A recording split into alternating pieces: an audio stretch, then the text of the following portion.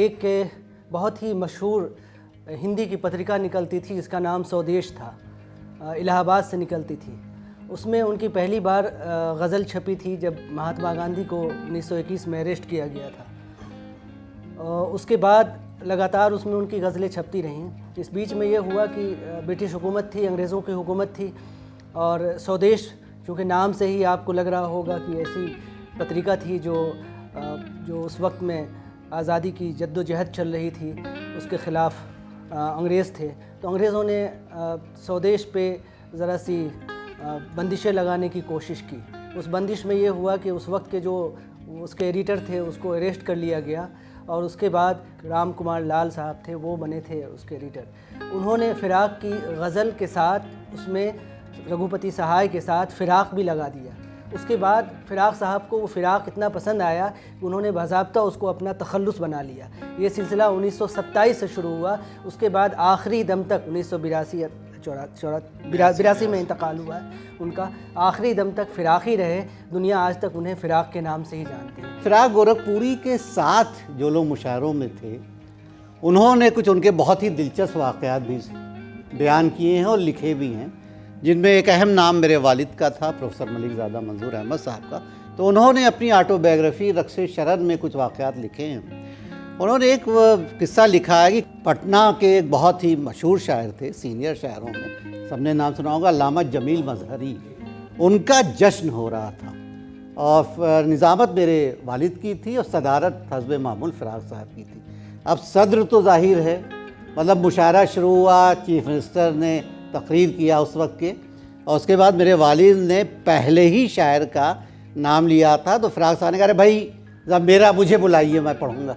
अब ये बताइए बिल्कुल कि मुशायरा स्टार्ट हो रहा है और जिस शायर को सबसे बाद में पढ़ना हो वो कह रहा है। तो मेरे वालिद ने कहा, अरे फ़िराक़ साहब आप कमाल कर रहे हैं, आपको तो सदारत आपकी, आप तो सबसे बाद में पढ़ेंगे। तो उन्होंने कहा नहीं, अच्छा वो फ़िराक़ साहब ज़ाहिर है मेरे वालिद से 30-35-40 साल बड़े हो, फ़िराक़ उस वक्त ये लोग नए नए थे। तो उन्होंने कहा नहीं, खुद आ गए माइक पे, और जब माइक पे आ गए तो कहने लगा, आप मेरा तारुफ़ कराइए।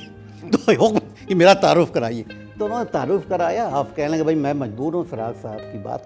फिर फ़िराक़ साहब ने अपनी 1-2 गज़लें सुनाई, और गज़ल सुना के जब उठे तो कहने लगे, हज़रात उर्दू के सबसे बड़े शायर ने अपना कलाम सुना लिया, अब आप लोग अपने घरों को वापस अब मुशायरा स्टार्ट हो रहा। तो मेरे वालिद ने, अरे साहब मजाक क्या आप कर रहे हैं, अभी तो कहने लगे, भाई अब तुम जो भी कहो, मैं तो चला। और मैं ये बता दूं कि 11 बजे रात के बाद जो कौम मुशायरा सुनती है वो कभी तरक्की नहीं कर सकती।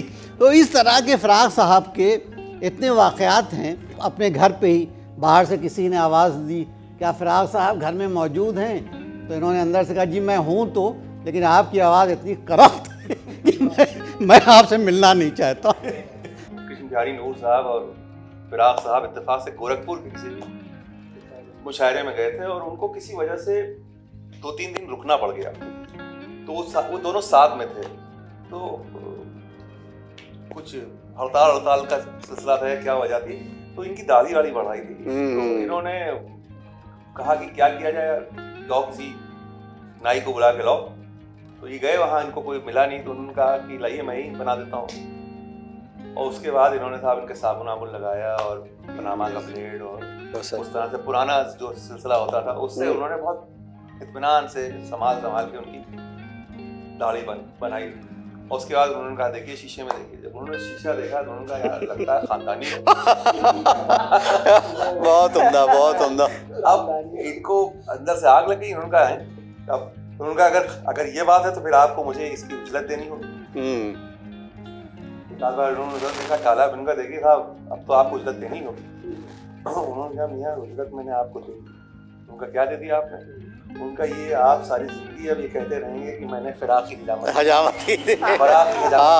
आजकल UPSC union public service commission है, उसी तरीके, या आईएएस है, इंडियन एडमिनिस्ट्रेटिव सर्विस है, उसी तरीके से उस ज़माने में आईसीएस होता था। फ़िराक़ गोरखपुरी का इंतखाब आईसीएस में हुआ था। उन्होंने ठुकरा दिया, रिजेक्ट कर दिया, चूँकि वो जंग आज़ादी की जद्दोजहद में पूरी तरीके से शामिल थे। ये भी लोगों को जानना चाहिए कि फ़िराक का बैकग्राउंड क्या था। फ़िराक के वालिद साहब खुद इलाहाबाद यूनिवर्सिटी में प्रोफेसर थे और मोतीलाल नेहरू से उनकी दोस्ती थी। उसकी वजह से जवाहरलाल नेहरू से इनकी बचपने से दोस्ती हो गई और वो दोस्ती आगे चल के बाद में जवाहरलाल नेहरू के ये सेक्रेटरी भी बने। आपको ये भी जान के हैरत होगी कि आप राजनीति में भी पूरी तरीके से उस वक्त एक्टिव थे, एक्टिवली पार्टिसिपेट करते थे और अपनी शायरी के ज़रिए जंग आज़ादी को एक नया रास्ता, एक नई दिशा देने की उन्होंने कोशिश की। उसी ज़माने में, जिस ज़माने में गांधी जी जेल गए हैं, इनकी एक गज़ल आई थी। गज़ल के शेर मुझे याद नहीं आ रहे हैं। उसी गज़ल को बुनियाद बना के उनको जेल में डाला गया था और 18 महीने नहीं बल्कि उससे ज़्यादा दिन वो जेल में रहे थे। तो फ़िराक जंग आज़ादी की जद्दोजहद में जेल में भी गए, अपनी आवाज़ को हमेशा बुलंद करते रहे अपनी शायरी के ज़रिए। 1920 में नेहरू से संपर्क में आए फ़िराक गोरखपुरी, क्योंकि वहाँ पर प्रिंस ऑफ वेल्स की विजिट होनी थी। उसका बाइकआउट दोनों ने किया था, इन्होंने भी किया था, उन्होंने भी किया था और उसके चक्कर में दोनों को जेल हो गई। उस जेल के बाद से बराबर वो संपर्क में रहे और फ़िराक गोरखपुरी ने जो पहला काम किया था वो अंडर सेक्रेटरी के रूप में AICC में उन्होंने काम किया। अच्छी सैलरी उनको मिल रही थी। उसके बाद फिर वो नहीं पसंद आया तो उन्होंने छोड़ दिया। कुछ साल पहले मैंने देखा कि नेहरू के खत टीवी पे दिखाए जा रहे हैं, बड़े इंटरेस्टिंग खत थे। उसमें एक खत जो मेरे को बड़ा अच्छा लगा कि उसमें वो जेल से लिख रहे हैं कि प्रिय हिंदू, तुम अपने विवाह में इलाहाबाद यूनिवर्सिटी में अंग्रेजी डिपार्टमेंट में पढ़ाने वाले रघुपति सहाय को जरूर बुलाना, जो फ़िराक गोरखपुरी के नाम से बहुत मशहूर शायर हैं उर्दू के। ये खत नेहरू ने लिखा इंदिरा गांधी को जेल से कि वो अपनी शादी में फ़िराक गोरखपुरी को जरूर बुलाएं। और 1982 में जब एम्स में एडमिट हुआ फ़िराक गोरखपुरी, तो वो as prime minister Shrimati Indira Gandhi ने उनका इलाज एम्स में करवाया और वहीं पे ही उनकी डेथ हुई।